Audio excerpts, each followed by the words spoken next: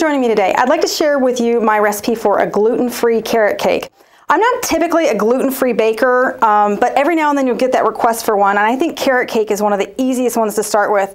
Probably the biggest challenge for gluten-free baking is not only the flavor of the flours that are included, but then also the amount of moistness. That's probably the #1 complaint that I hear from people that are not gluten-free eaters and gluten-free bakers. Oh, I tried it, it's just dry. So I want to give you a few tips. It's a little bit easier with the carrot cake because of the moistness of the carrots. But first thing we want to do is make our own gluten-free flour blend. One of the things I did discover as I was researching this and practicing it is that the better product comes from a blend of flours rather than using one flour. Like I'll see recipes that have, oh, use all brown rice flour, or use all spelt flour. And really what happens is you get a really dominant flavor from that flour and either a heaviness or something that's too crumbly. And I find that if you play with your blend a little bit, you're really going to come up with a much better product. And once you discover that for yourself, if you're using things that are more grain oriented, like carrot cakes and spice cakes and hummingbird cakes, things like that, you'll want to use a different flour, earthy, something like that. Or if you're using lighter cakes like white cakes and lemon cakes and things like that, you would use whiter flours as well. Okay, so I'm just going to start with making my flour blend. And this is just kind of the ratios I came up with that I liked. I'm using there's basically two types of flours, basically. You'll refer to them as whole grain flours or white flours. They're the nut flours I kind of put into the whole grain blend. But whatever flours you're choosing, you're going to want to choose about 40% whole grain, 60% white flours. So I'm starting with the base of mine as sorghum flour. Always check to make sure that it's gluten-free, of course. And then another one that I use a lot is millet flour. So that's a good one too. It has a nice consistency to it. So I'm basically going to end up with just a blend that goes in a container, and then I'm going to dip out of whenever I have a recipe that calls for all-purpose flour. Okay, so I'm going to start with 1.5 cups of sorghum. That's my base. Okay, and then I'm going to add 1/2 cup of almond flour. The almond flour that I'm using in here and the coconut flour, they're very sweet. They're a little bit heavy. So you want to add some, but it's not going to be dominant. It just kind of enhances the flour. All right, so I've got the 2 cups of my basically whole grain flours. Now I'm going to go over to my white flours. I'm going to use 1 cup of white rice. You can see the different consistencies. Like this one is so much lighter than the grain flours. 1 cup of the rice flour and then 1 cup of the potato flour. Same thing, very light. And if you relied wholly on these type flours, then you're going to have something that's just too crumbly. So that's why the blend works better. Now, it's always important to add a little bit of starch flour.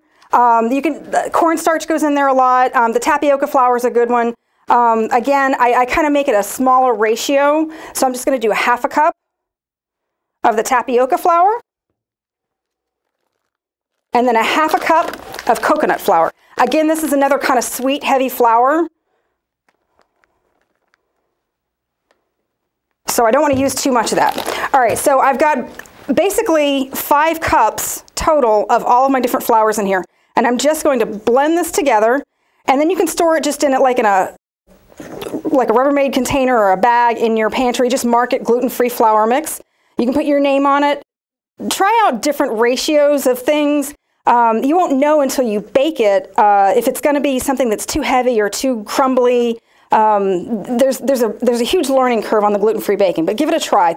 This is one that I found worked right away. I'm really like it. So we're just going to set this aside, and then we'll start working on our carrot cake. Okay, so I've got 2 cups of my gluten-free flour blend that I made. I'm going to go ahead and put that in my bowl.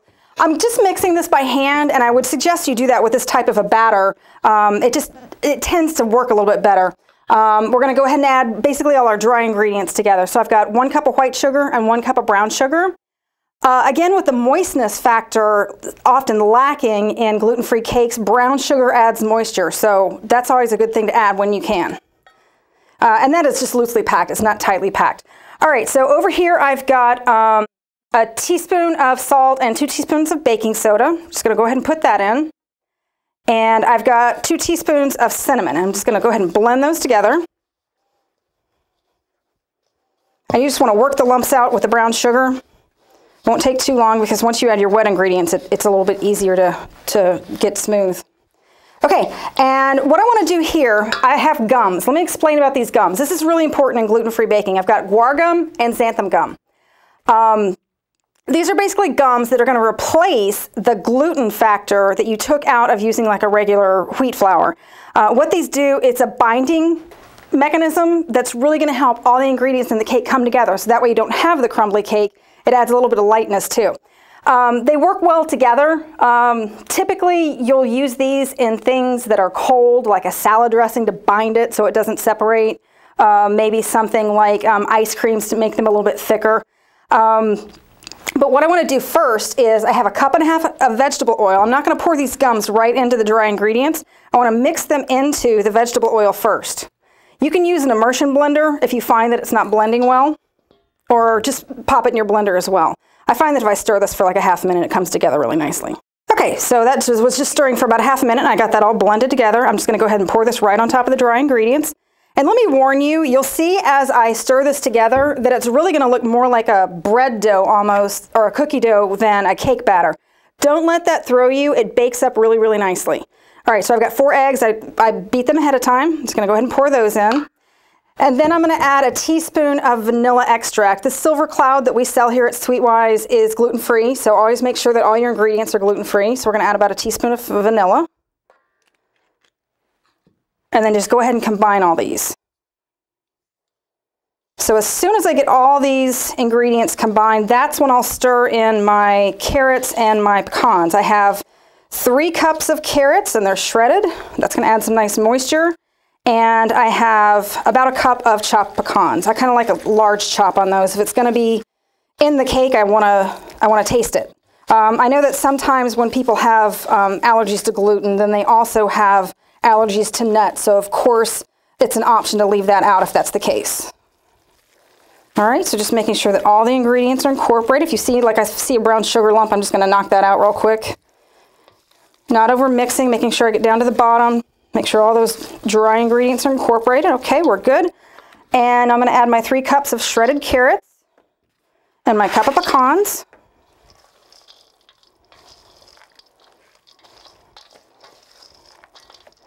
And this is going to make right at 7 cups of batter.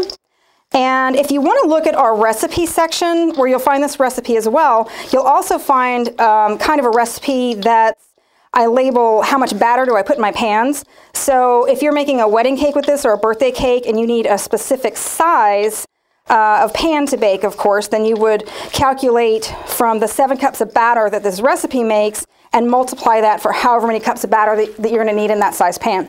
So now that I have this all turned together, I want to make sure that I have my cake pans floured, and of course, we're going to use the gluten-free flour mix here. So I'm just going to put a little bit in here. And I found a gluten-free vegetable shortening that I greased this with first. If you can't find that, a gluten-free butter works as fine, just as well. Okay, so got both my pans greased and floured there, and this is going to fit nicely in 2 7-inch pans. And like I said, it's more like a cookie dough or a bread dough than a cake batter, but really when you start seeing it bake, it's really, really nice. So just kind of put it evenly between the 2 pans. And then you're going to go ahead, and because it's kind of dough form, and just kind of push that down. Don't pack it down too tight, just kind of get it into shape. And then this is going to bake at a 350-degree oven for about 40 minutes. You'll touch the center and it'll feel a little bit soft in the center still. Make sure it's baked through, but don't overbake it. That's another really common problem with gluten-free cakes, is that you have a little bit too dry because it's overbaked. It can be a little bit tricky because of that denseness, but 40 minutes on these pans works really, really well. So let me cut open the one that I have baked ahead of time, and you can see how nice the crumb is on it. So here I have one of the layers, one of the 7 layers, and I coated it with a Swiss meringue buttercream, which is, of course, gluten-free. And then to help that, I also found a cream cheese that was gluten-free that once the Swiss meringue buttercream was done, I put about 4 ounces of cream cheese in there. But because I don't want it too soft, but I boosted it with a little bit of cheesecake flavor. This is also gluten-free. This is a really great flavor we have at SweetWise that I like a lot. So I'm just going to cut into this, and you can see how nice. Let me turn this open so you can see it. You can see how nice and dense and it's moist. It's just a really, really beautiful cake. So if you want to give my gluten-free baking mix a try, just go to the SweetWise.com website and you'll find it there.